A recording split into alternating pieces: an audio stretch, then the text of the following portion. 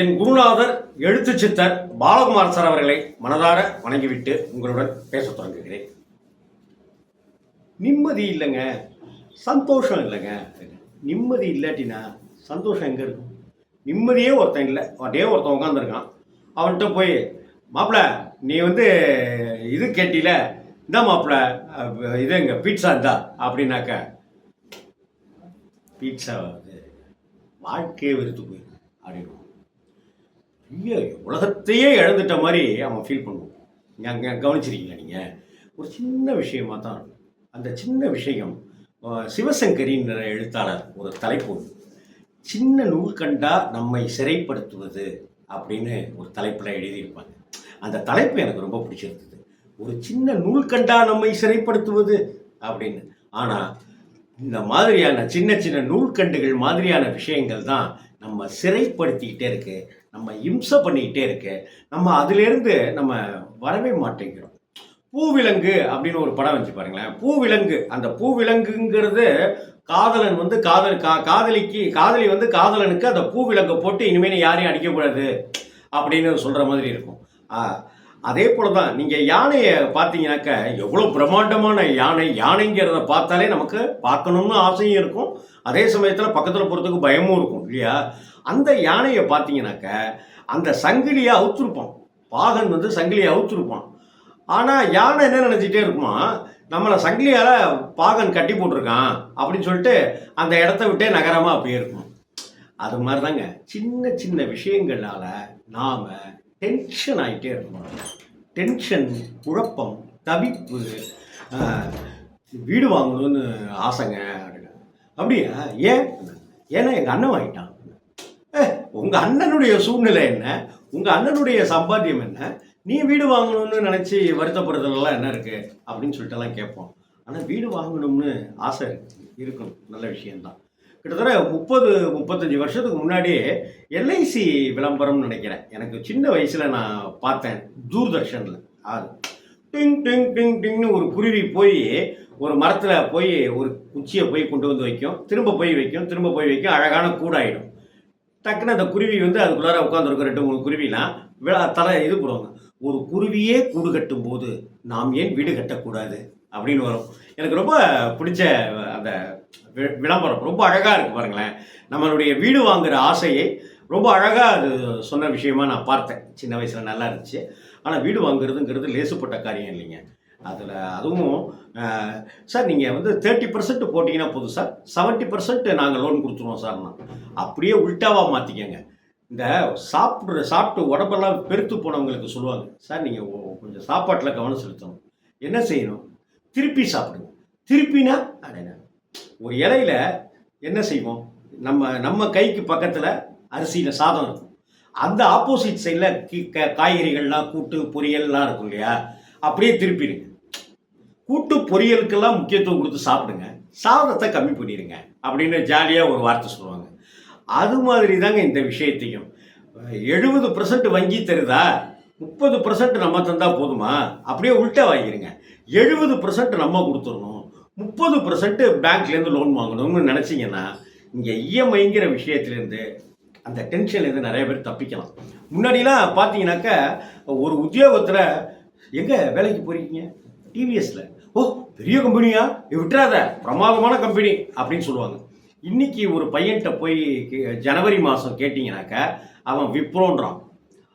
6 மாதம் கழித்து விப்ரோ தானே? இல்லை நான் 1.5 மாதம் முன்னாடியே டிசிஎஸ் மாறிட்டேன் அப்படிங்கிறான். 30 வருடங்களுக்கு முன்னாடி ஒரே இடத்துல இருக்கிறது உத்தரவாதமாக பார்க்கப்பட்டது, ஜாப் செக்யூரிட்டியாக பார்க்கப்பட்டது. ஆனால் இன்னைக்கு ஜாபு செக்யூரிட்டி அடிப்படையில் இல்லை, பறந்து தவி போகிறதுல தான் அவனுடைய எதிர்காலம் இருக்குன்னு இன்னைக்கு கால ஓட்டம் மாறி இருக்கு.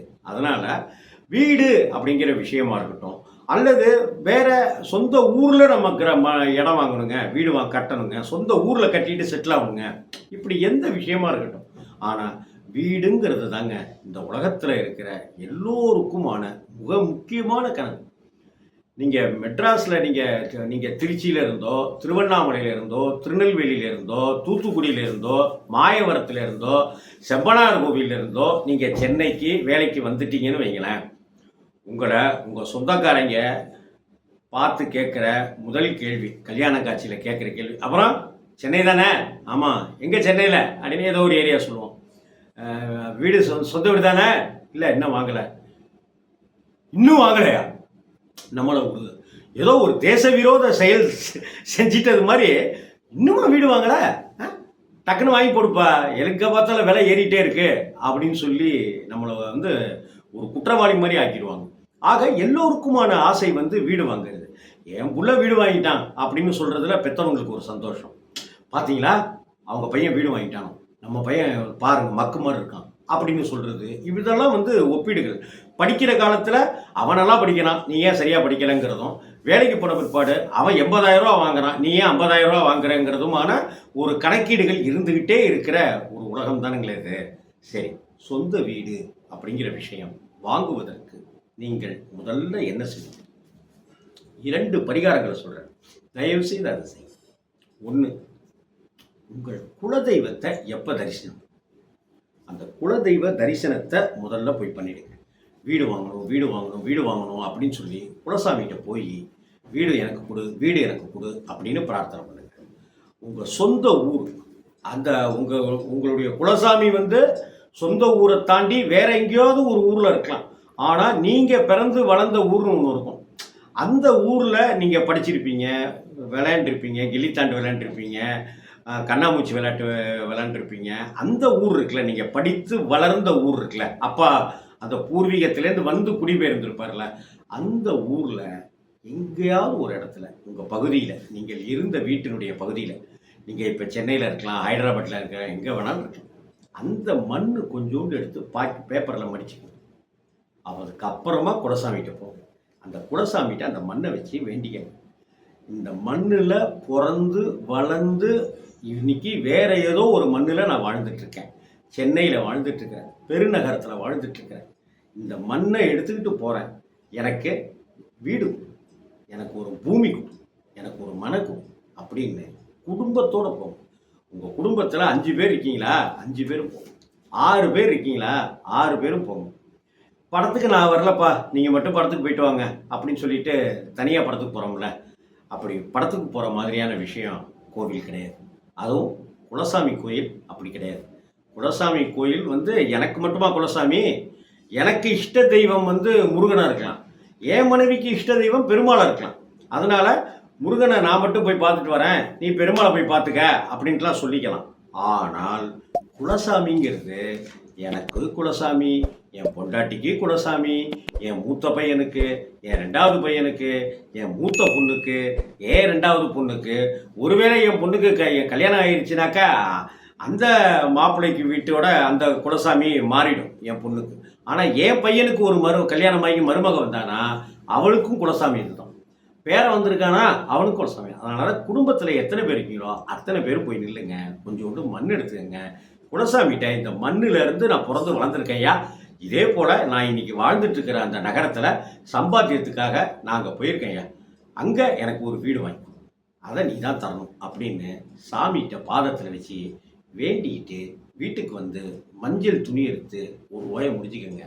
மஞ்சள் துணியை ஒரு வாயில் முடியும் போது பக்கத்தில் இதையும் வச்சுக்கோங்க. இந்த பேப்பரில் எடுத்துகிட்டு வந்தீங்கல்ல, இல்லை ஒரு கவரில் எடுத்துகிட்டு வந்தீங்களா மண், அதையும் எடுத்துக்கோங்க. அதுக்கப்புறமா இன்னொரு மஞ்சள் துணி எடுத்துங்க.